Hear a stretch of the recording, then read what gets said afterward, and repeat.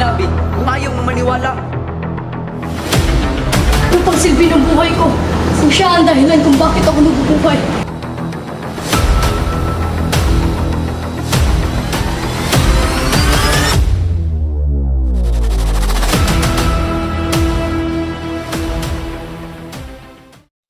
Naglalakbay ang isang vapor tabo sa kahabaan ng Ilog Pasig galing Manila at patungong Laguna. Ito ay nahati sa dalawang bahagi. Ang ibabaw ng vapor kung saan lulan ang mga mahalagang tao sa lipunan, katulad na lang nila Don Custodio, Kapitan, Ben Zaib na isang manunulat, si Simon na isang mang-aalahas at ang mga praileng sila Padre Salvi, Padre Florentino at iba pa. Samantala, sa ibabaw na bahagi naman ng vapor matatagpuan ang mga inchik at indio na nagsisiksikan sa dami ng pasahero. Ang hatian na ito ay nagpapakita ng uri ng tao at kapangyarihang umiira sa sistema ng lipunan. Ang Ilog Pasig, ang daming mga malulungkot at masasayang mga alamat na halos na alam ko. Pero maaari ko lang ikwento ang masasaya na gusto ikalimutan ng mga malulungkot. Ang meron kang nais ipawatid sa salitang malungkot, Kapitan. Ano ba ang nangyari? Matalas yung paningin. Sa totoo lang, narinig ko yung pangalan, naalala ko sa kwento ni Juan Crisostomo Ibarra. Ibarra, parang narinig ko na ang pangalan na yan. Ano nga ba ang nangyari sa kanya? Alam niyo ba? Senyor Simon, ikay namumutla. Itong paglalakbay nito ay medyo mahirap sa katulad mo. Ayos lang ako, Padre Florentino. Huwag natin pag-usapan pa. Ang hirap ng paglalakbay. Hinggan na natin ang kwento ni Ibarra. Si Ibarra ay anak ni Rafael Ibarra na nag-aaral sa Europa at bumalik. At sa kanyang pagbalik, nalaman na pagkalisan ang kanyang ama. Ang nangyari kay Maria Clara? May pakasal na ba siya kay Linyares? Lumipas ng 13 taon, ang alam ko na hanggang sa namatay si Ibarra. Maaari ko tapusin ang kwento. Kaibigan ko ang nagpapol kay Maria Clara, doon ko nalaman ang buong kwento. Oo, mahal mo ako mga na sinasabi mo. Hindi mo ako alam kung pakasal ng Linares sapagkat hindi ko siya mahal at hindi ko siya mahal. Maria Clara, gusto kong magpakasal ka kay Linares para sa iyong kinabukasan. Ito ang dapat mong malaman mo. Kaya mo yung iba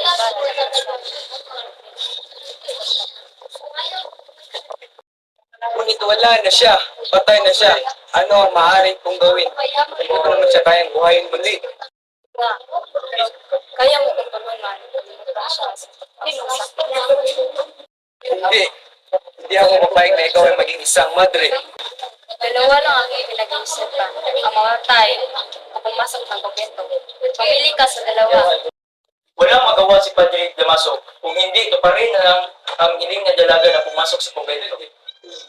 May ganda ng kwentong pag-ibig. Ngunit, nasaan na siya ngayon? Saan ba ba? Kung hindi, sa kumbento. Ang bagay siguro ng takbo ng kumpiyansa. Mababaw siguro ang ilog kung sa bagay wala namang magbibigay ng gusto. Wala tayong maaaring gawin. Kanya, may kanila.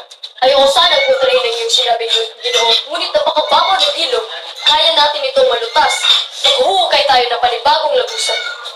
Ano naman ang magagawa noon, Senyor Simon? Magpapabilis ang ating paglalakbay at wala nang mababaw na ilog. Sa ating palagay, hindi ako sang-ayon sa iyong sinabi, Senyor Simon. Sapagkat maraming pera ang kakailangin sa pagpagawa noon. Saan mo tutunin ang salapi? Hindi natin kinakailangan ng salapi, paggawaan ng mga bilanggo nang sa gayon wala tayong pera na gagastusin. Hindi sapat ang ating mga bilanggo. At kung ang mga bilanggo ating gagamitin, tiyak na magkaroon ng kaguluhan. Hindi ako naniniwala. Nagansa ba ang bahay ng Ehipto? Nagansa ba ang mga bilangguang Hudyo laban kay Titus? Ang akala ko ba'y maalam ka sa kasaysayan? Hindi tayo ang mga Ehipto at Hudyo. Ay nako, walang kwenta kang kausap. Hindi ka makaintindi. Kaya natin ipatayo ang Akademya ng Wikang Kastila, Kapitan Basilio. Paano mo nasabi yan? Binigyan namin si Padre Irene ng kabayo bilang isang regalo at nangako siya magkikipagkita siya ay Kapitan General. Hindi ko labis intindihan. Bakit pinipilit niyo ang Akademiya ng Wikang Kastila? Si Kapitan Basilio talaga'y napakaluma. Ganyan naman lahat ng may edad.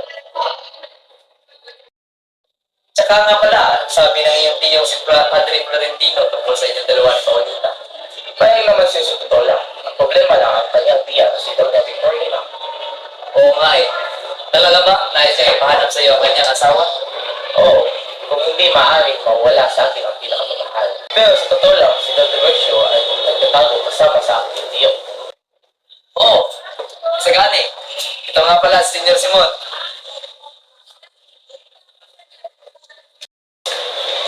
Kaibigan, Huwag sana masugat ang iyong damdamin, Ginoong Sagani. Pero totoo bang napakahirap ng iyong probinsya na hindi man lang makabili ng alahas sa akin?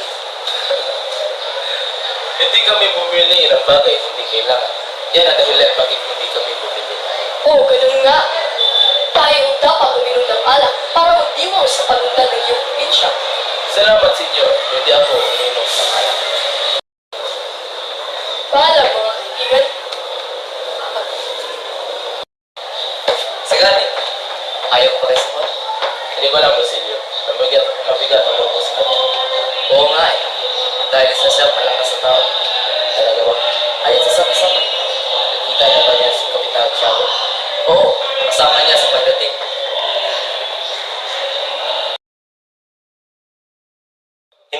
Hindi ako papayag na mapaalila ka. Ayaw ko din ulo, kaso ito ang ating paraan upang makabayad tayo para kay tatay. Bakit hindi mo na lang ibenta ang binigay sa iyo na lakit ni Basilio? Hindi ko kayang gawin yon. Magpapaalipin na lang ako kaysa ibigay ang lakit na ito. Bakit ka ba magpapalipin kay Hermana Benjang? Para lang pagtubos sa iyong ama. Gagawin ko ito para lamang sa aking ama. Isa kang mabuting anak.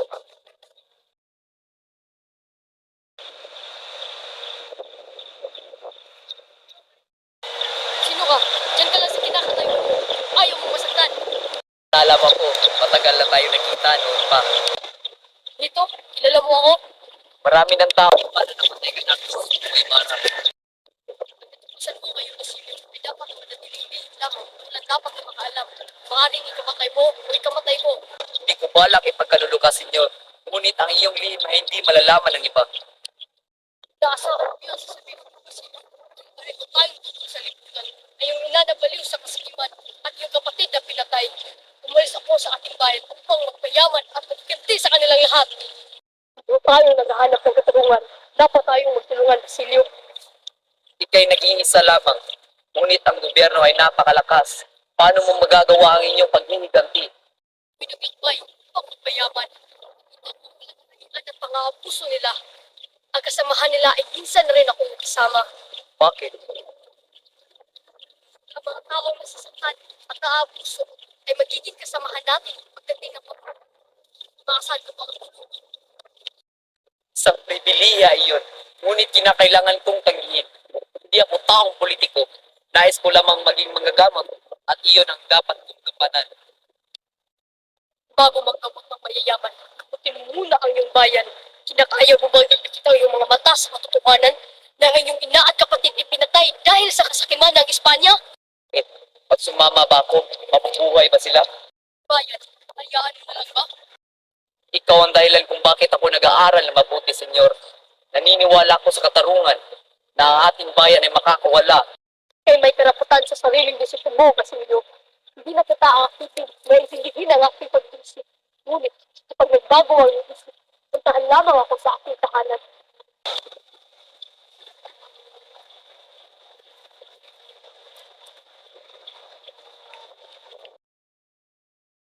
Kung baka walang lulong, hindi naman masyadong malayo ang bahay ni Hermana Benjang, kaya pa rin kita makita. Saan ka pupunta? Si Kabesang Tales ay nakalaya mula sa pagkakabilanggo ng dahil sa salaping na likom ni Julie. Kinabukasan ay dumating si Simon sa kanilang tahanan, dala ang iba't ibang alahas na nais ibenta. Aking quiet. Salamat, Kabesa Talis.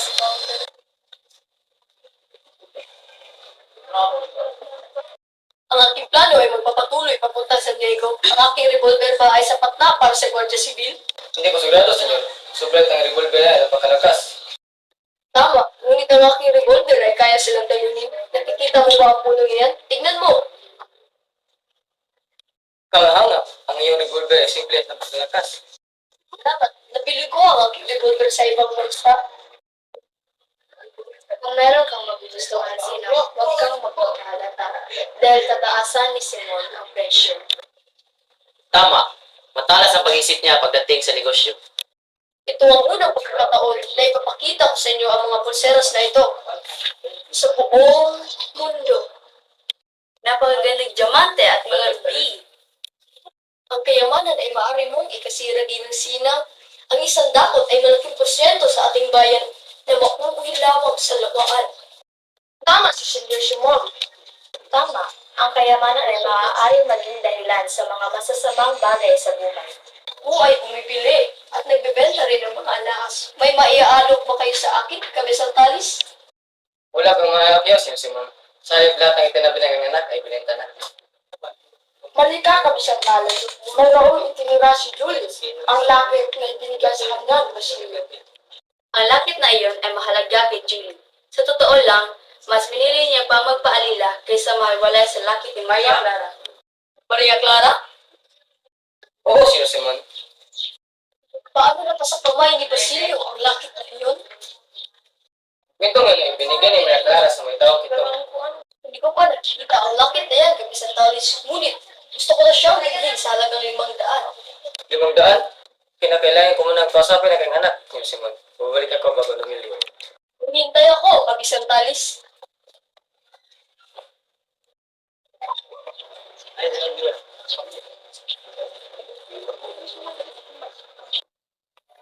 Ipagtatawag niyo ang pagnanakaw ko kayo sa sarili kong tahanan.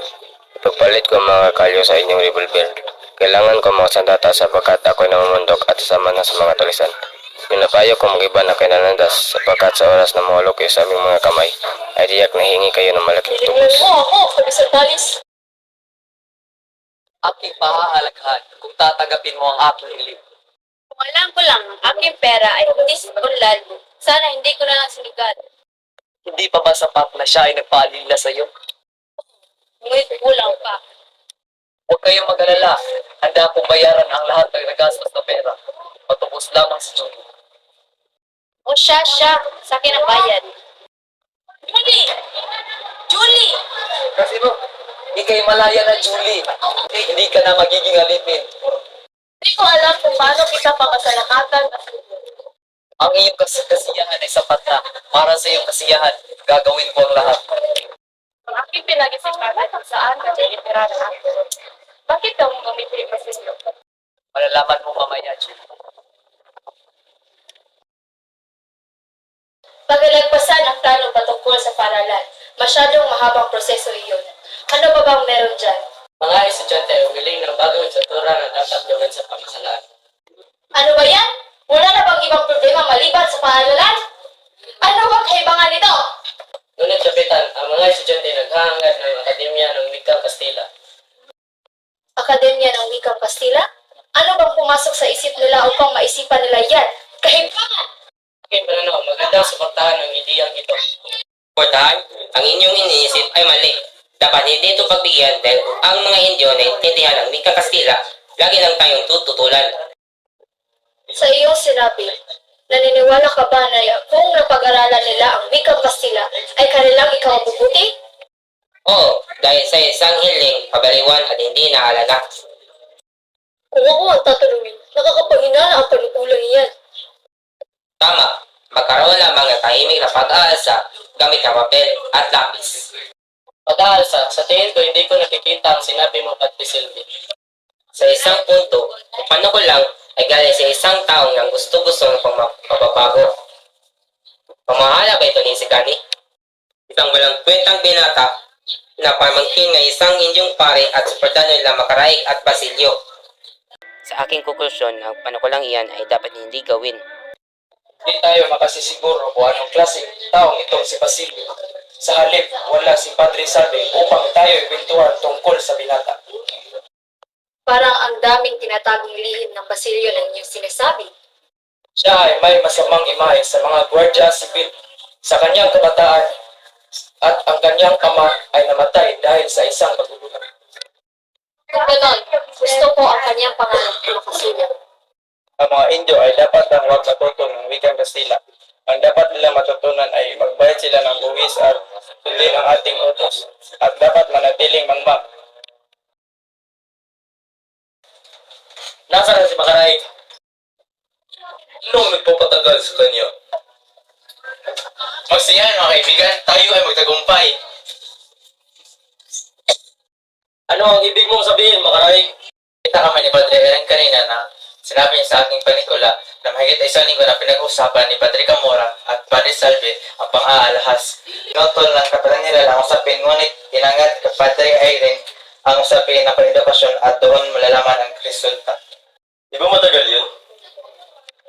Ayon ang sinabi nila sa buong saya ni Padre Aaron. Kaya kaya niyang pandarin ang usapin at si Don Custodio na nandun siya at taasang magbigay ng patasya. Sa iyong sinabi, nasa palit ang solusyon sa inyong problema. Tama kay Don Custodio, siya ay nangako sa atin na may gagawin siya sa buwan na ito. Si Ginoong Pasta, isang bugat. Kaya nakikayati si Don Custodio at isa siyang Indio at matalik na kaibigan ng aking tiyo. Gaano ka kasigurado na tatanggapin niya ang ating hiling? Kung nangalaman, kung hindi ko mahihikayat si Ginoong Pasta sa mabuting paraan, gamitin natin ang mananayaw na si Pepay. Palaman sa aking sarili, ngunit sa mga estudyante sa akademya. Sa pagdating ng araw na ikay matanda, maintindihan mo rin ang aking sinasabi. Sa pagdating ng panahon na maputi ng aking buhok, ito ay magpaalala sa akin sa pagtulong ng aking kapwa sa oras na hindi nilang kailangan.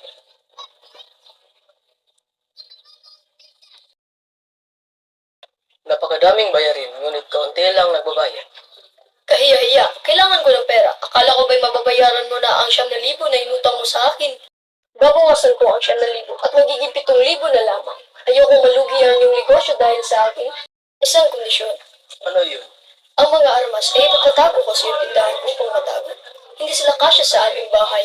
Wala kang dapat ipag-alala. Paminsan-minsan ay ilalabas ko ang mga armas at ilalagay sa aming tahanan. At kapag nahuli silang may hawak na armas, tiyak na tayo makakalipon ng pera. Naplano ko na ang lahat na iyan. Meron bang resulta, Makaray? Pumayag silang tumulong. Inahalaga nila ang sikap na pinikita ng mga estudyanteng mag-aaral. Hindi tayo ay nagtagumpay na. Hindi pa, Bikson, hindi pa natin nasasabi tayo ay nagtagumpay. Ang mga prayer ay naglaganap ng mga plano at korporasyon. Makatulong lang tayo sa mga akademya sa paglaganap ng mga pondo.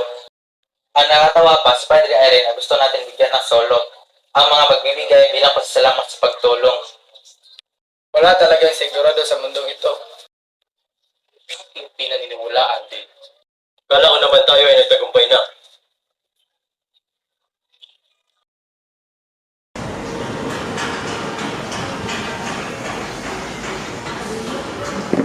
Basilio, Hoy, gusto ka na? hoy, Senyor Simon. Hindi ko napansin yung pagdating. Ayos lang naman ako. Ngunit si Kapitan Tiago ay lumala ang kanyang sakit at mabilisan itong pumalat sa kanyang katawan. Unting-unting nilalasot, parang ang bayan.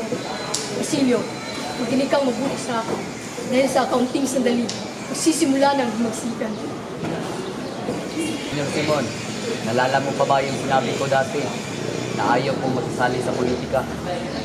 Nandito ako para pagpiliin ka sa kamay ng kamatayan ng magandang kinabukasan. Kung kami ay magtatagumpay, lahat ng taong hindi sumasang-ayon tulungan kami ay tatagurian naming kalaban. Kamatayan o magandang kinabukasan, tiyak na ba ang iyong pagtatagumpay? Kaya kong hikayatin ng lahat sa aking mga sinasabi. Naniniwala silang ang mga sinasabi ko ay galing sa prayle o general. Sa ganitong paraan, mapapadali na sila isumali sa akin upang maghimagsik. Ano ba ang aking magagawa? Simple lang. Pumunta ka sa Santa Clara. Puntuhan mo si Maria Clara at ilakas ang taong pinakamamahal ko. Na ikaw at si Kapitan Tiago lamang ang nakakaalam. Maria Clara? Tama, si Maria Clara. Siya lang ang dahilan kung bakit pa ako nabubuhay sa mundong ito. Ginagawa ko ang lahat upang mabuksan ang pinto ng kumbento. Uli na ang lahat. Ano? Ano ang iyong ibig sabihin?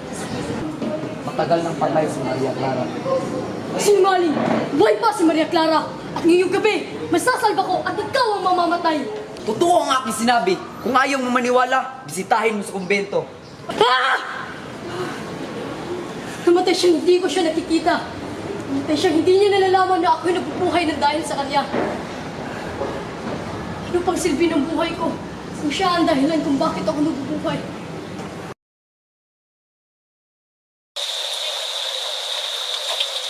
Oh, anong nangyari kagabi? Kagabi, may mga paskil at nagkaroon ng mga kagulo. O ba't parang masaya ka? Malamang dahil walang pasok sa isang linggo. Sino ba ang nagpaskil ng mga iyon? Sa parehas na linggo, lahat ng kagrupo ni Basilio ay nabilanggo. Dahil sila ang pinaratangan na nagpasimuno ng mga paskil na naglalaman ng mga pambabanta, pagpupugot ng ulo, at pananalakay na nagdulot ng malaking takot sa nakararami. Daan ko, nakabilanggo daw si Basilio. Paano ang kanyang mga kasama? Lahat sila ay nakalaya na, ngunit nang patay na si Kapitan Tiago, ay wala nang tumutulong sa kanya upang makalabas. Ano na ang narapat mong gawin? Tulungan mo ako ni Aling pakiusap. Alam ko na, si Padre Camora, tama, makakatulong siya sa iyo. Halika na, Julie, punta natin ang Padre. Ngunit, Hermano Balik, wala na bang ibang paraan? Alam mo siya ay makapangyarihan at may influensya sa pamahalaan. Kaya paniguradong maililigtas niya ang isang patay. Kaya halika na, Julie, sasamahan kita sa pagpapalaki. Ngunit, Hermana, Huwag ka naman maging makasarili at tulungan mo si Basilio ngayon na kinakailangan niya ang tulong mo. gagawin ko ito para sa iyo, aking mahal. Patawad. Ano ba, Julie? Tara na! Paulita, sagutin mo ako. Hindi, Isagani. Ayoko na. Patawarin mo ako. Maghiwalay na tayo. Ngunit Paulita, pakinggan mo ako. Ayoko na. Hindi na kita mahal. Ito lang naman ang ikabubuti sa akin. Ano na lang masasabi ng ating mundo sa kamundo ang gagawin ito? Ang mundo, papalakpakan tayo. Ngayon, wala naman ako pakialam sa sabihin ng mundo itong walang katarungan. Nasisiyan ako sa mga sinabi, Basilio. Ngayong gabi, tayo'y magkita. Umpisahan na natin ang mga kailangan natin gawin. Tayo'y magigante. Paglaban natin ang mga naapi. Ayon sa gusto mo, Sa pagpatak ng alas 9 na gabi, siguraduhin mong nakalimukan na sa kalye ng alulwagi. Gusto mo mabuhay. Sa araw na ito ang kasal ni Juanito at Paulita. Ito rin ang araw ng plano nila na pasabugin ang lampara. Papasukin niyo ako! Hindi, pare, walang kang imbitasyon. Oh, Isagani, ba't narito ka? Gusto mo bang mamatay? Sa oras na ito, ang lamparang nandun ay sasabog nang makalaya tayo sa kamay ng Kastila. Hindi maaari yan! Manak Desel Pares at may nagda ni Crisostomo Ibarra. Ano? Hindi maaari yan! Patay na siya! Ako si Kapisan Talis, dala pinagkalapot ng lusot, at iloko na mong isimot, at iloko na tayong lahat!